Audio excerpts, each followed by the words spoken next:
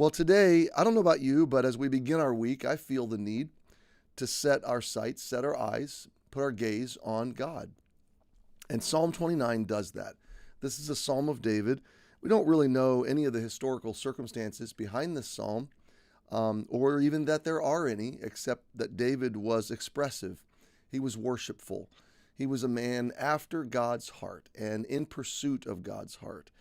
And this psalm explains a lot to us about a man putting his heart and his mind on God and just teasing out in his own mind and in poetry and in song the implications of the magnitude of God.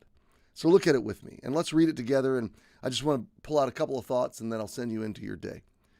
Give unto the Lord, O ye mighty. Give unto the Lord glory and strength. Give unto the Lord the glory due his name. Worship the Lord in the beauty of holiness.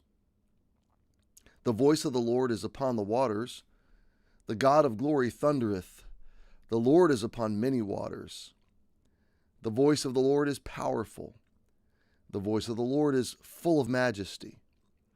The voice of the Lord breaketh the cedars.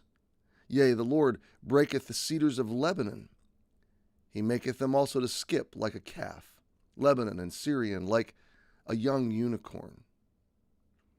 The voice of the Lord divideth the flames of fire. The voice of the Lord shaketh the wilderness. The Lord shaketh the wilderness of Kadesh. The voice of the Lord maketh the hinds to calve, and discovereth the forests. And in his temple doth every one speak of his glory. The Lord sitteth upon the flood. Yea, the Lord sitteth king forever. The Lord will give strength unto his people. The Lord will bless his people with peace. So there's three sections to this psalm. I just want to point them out very quickly. And there's a couple of primary themes, and you probably picked up on it. The first is almost a call to worship. It's a call to lift your eyes and put your eyes on God in a comprehensive way. It's a call to, he just addresses, O ye mighty. The official word there is sons. It's likely his descendants. It's also, in a broader sense, heavenly beings and all of the beings of creation. And David is saying, there is none mightier than God. So verses 1 and 2 are a call to set your eyes and to ascribe to God, to attribute to God his appropriate glory and magnitude and strength. And then verses 3 through 9, David describes the Lord, and especially the voice of the Lord, the speaking of God. And this is, I think, what's going to be interesting about drawing out this psalm is that God speaks.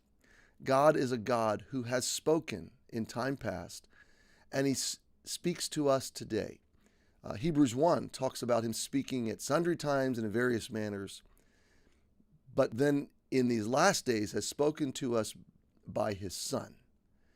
And now in these very last days, if I can use that idea, he speaks to us by his word. The living word, Jesus, the written word, also manifested Jesus to us. But God still speaks. And his voice is what we need. His voice is what we need today to hear. His voice guiding us. We need to, God said about Jesus in Matthew, he spoke from the heavens. He said, "This is my beloved Son in whom I am well pleased. Hear ye him." Hear him. And I want to hear God's voice today. I want to hear it this week. And I don't mean audibly. I'm not a mystic. I don't expect the sky to open or the roof of my house to open or the roof of the church to open and the voice of God to speak audibly. But I can tell you, I was speaking yesterday with a friend. I can tell you many times in my life where I heard God in a way that not in conflict with his word, but actually in sync, in great harmony with his word. And always I subject these kind of senses to his word, because his word is the final authority in our lives. So I want to be careful how I say this, but without a doubt, very clear directives, very clear voice of God.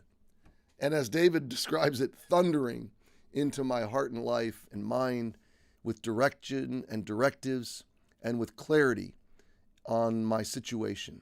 And so the voice of God truly changes everything. We'll break this down, but verses 3 through 9, he unfolds the voice of God, the power and the majesty and the beauty that's in the voice of God. And then verse 10 is the third part of the psalm where he kind of concludes, he kind of concludes with this closing thought of God being sovereign over the flood. We'll come to that. Sitting king forever. And then verse 11, giving strength to his people and blessing his people with peace. There's a lot here over these next few days that we will explore and enjoy together.